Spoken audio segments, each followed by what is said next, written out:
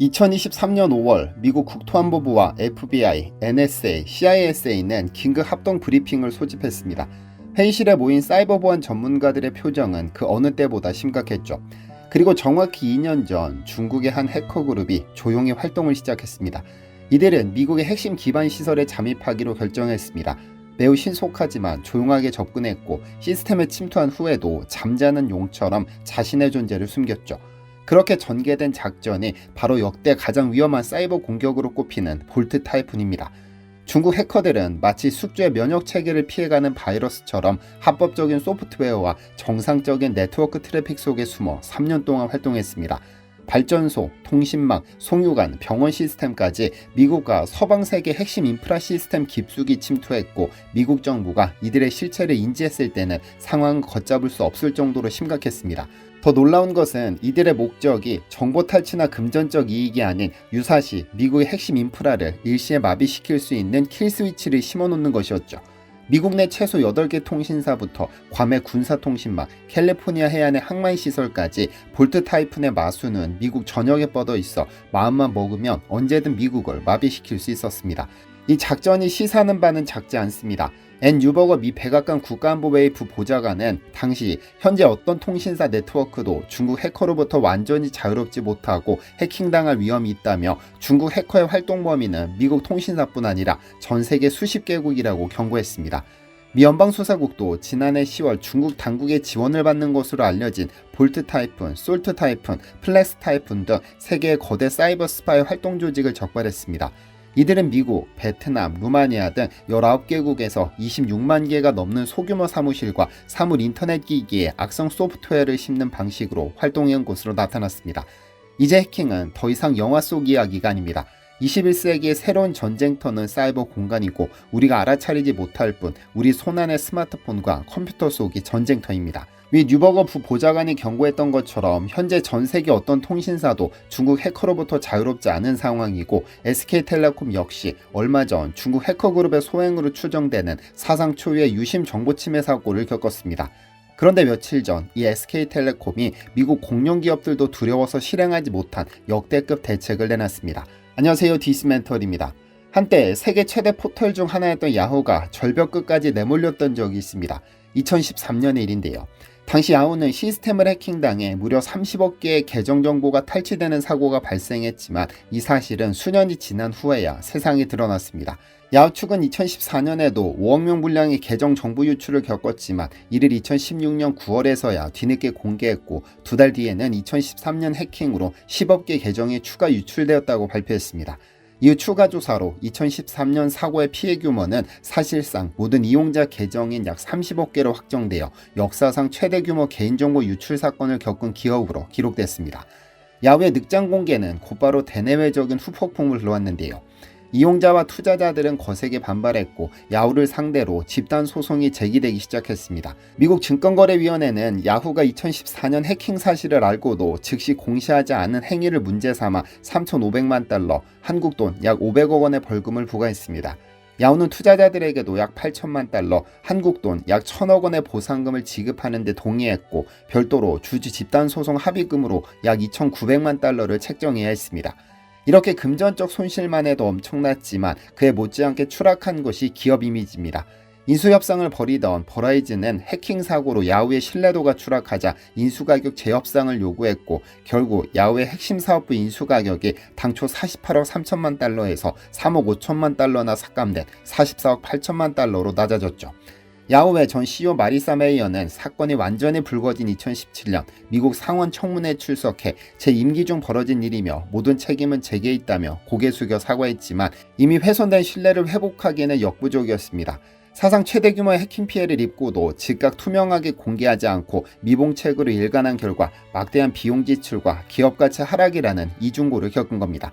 신속한 인정과 공개 대신 늑장 대응과 은폐를 일관했을 때 어떤 결과가 따르는지 야후는 절실히 깨달았죠. 야후가 끝일까요? 아닙니다. 세계 최대 소셜미디어 기업 페이스북도 비슷한 실수를 저질렀습니다. 2018년 초 영국의 컨설팅 업체 케임브리지 애널리티카가 페이스북 사용자 수천만 명의 데이터를 무단으로 수집해 2016년 미국 대통령 선거 등에 활용했다는 사실이 폭로됐습니다. 문제의 발단은 한 퀴즈앱 개발자가 페이스북을 통해 설문 참여자 약 27만 명과 그들의 친구들 정보를 모아 총 5천만 명 이상의 타용자 데이터를 입수한 뒤 이를 페이스북의 규정을 어기고 제3자인 캠브리지 애널리티카에 제공한 것이었습니다. 페이스북은 이미 2015년에 이러한 무단 데이터 제공 사실을 인지하고 해당 업체의 데이터 삭제를 요구했지만 실제 삭제 여부를 검증하지 않은 채 추가 조치를 취하지 않았죠. 이렇게 초기 대응이 부실한 사이 수집된 개인정보는 결국 선거 캠페인에 사용되었고 2018년에 내부 고발을 통해 세상에 드러났습니다. 사건 초기 페이스북의 대응은 책임 인정에 인색했습니다. 페이스북 경영진은 해킹이 아닌 데이터 오용 사건이라며 자신들의 직접 과실은 아니라는 식으로 해명했고 문제의 핵심을 외부 업체 일탈로 축소하려는 모습을 보였습니다. 그러나 이용자와 각국 정부의 시각은 달랐습니다. 이용자 정보를 제대로 보호하지 못했다는 비판 여론이 거세지자 마크 저커버그 페이스북 CEO는 결국 사태 발생 약 한 달 만인 2018년 4월 미국 의회 청문회에 출석해 공식적으로 사과를 표명하며 고개를 숙였습니다. 거센 후폭풍 앞에서 뒤늦게나마 책임을 인정하고 수습에 나선 모습입니다. 하지만 한번 실추된 신뢰를 회복하기는 쉽지 않았습니다. 페이스북은 이 사건으로 전 세계적인 이용자들의 불신에 직면했고 딜리트 페이스북 운동이 퍼지는 등 이미지에 큰 타격을 입었습니다. 규제 당국의 제재도 뒤따랐습니다. 미국 연방거래위원회는 페이스북이 이전부터 개인정보 보호 의무를 반복적으로 위반했다고 판단, 사상 최대 규모인 50억 달러의 벌금을 부과했고 영국 정보당국도 최고 한도인 50만 파운드의 과징금을 매겼습니다. 결국 페이스북은 거액의 법적 책임을 물게 되었을 뿐 아니라 핵심 자산이던 이용자들의 신뢰도를 크게 잃었습니다. 한 설문조사에서는 미국 소비자의 75% 이상이 페이스북을 신뢰하지 않게 되었다는 결과가 나오기도 했죠.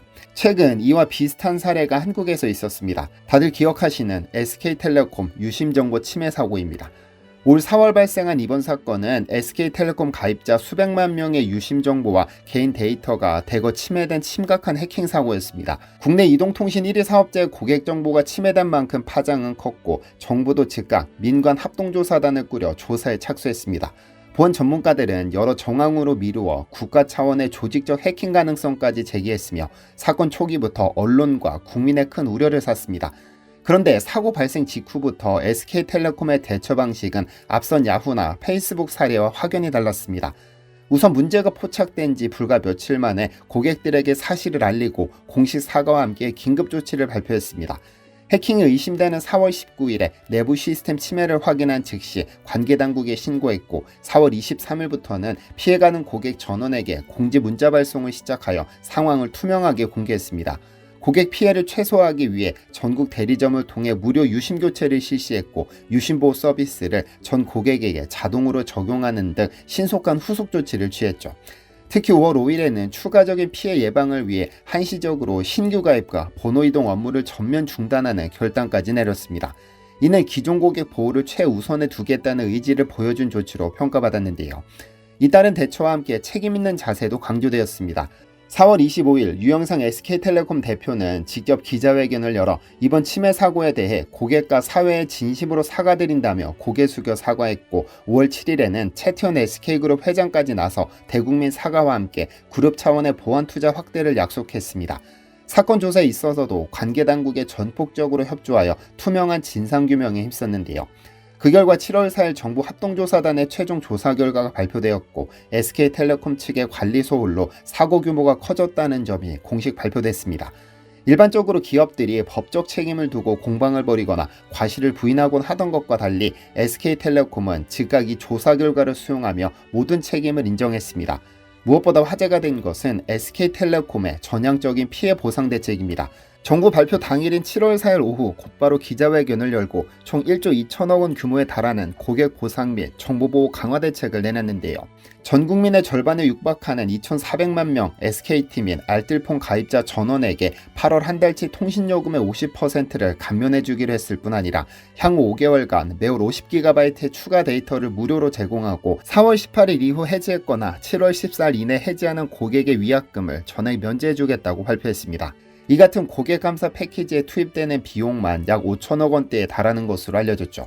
나아가 향후 5년간 7천억 원을 투자해 정보보호 체계를 획기적으로 강화하고 모든 가입자에게 고급 보안 솔루션을 제공하며 유심 복제 등 사이버 공격 피해에 대비한 보안 보험 제도도 도입한다고 밝혔습니다. 종합하면 보상과 보완 투자를 합친 규모가 1조 2천억 원을 넘는 역대급 대책으로 SK텔레콤은 이를 통해 재발 방지와 신뢰 회복을 약속한 겁니다. 이러한 대책에 대해 대체적인 여론은 늦었지만 당연한 조치라는 평가와 함께 전례 없는 신속하고 파격적인 보상안을 내놓은 결단을 긍정적으로 보는 분위기입니다.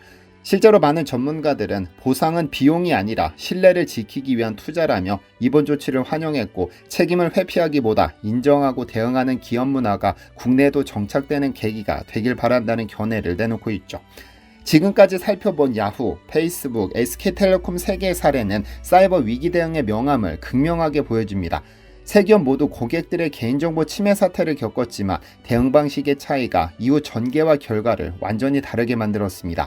야와 페이스북은 정보 유출 자체도 막지 못했고, 사후에도 진실을 제때 밝히지 않거나 책임을 인정하지 않는 태도를 보임으로써 2중, 3중의 타격을 입었습니다. 이로 인해 해당 기업들은 수억 달러에 이르는 금전적 손실은 물론이고 한번 잃으면 복구하기 어려운 대중의 신뢰를 크게 잃었습니다. 야와 페이스북은 기업 평판이 투명성과 진정성 위에 선다는 것을 뼈저리게 깨달았죠. 반면 SK텔레콤 사례는 초기의 부언부실에 대해서는 비판을 받았지만 사건 발생 후 모범적이고 책임있는 대응을 보임으로써 최악의 상황을 신속히 수습하고 추가 신뢰 손상을 막은 사례로 두고두고 회자될 겁니다.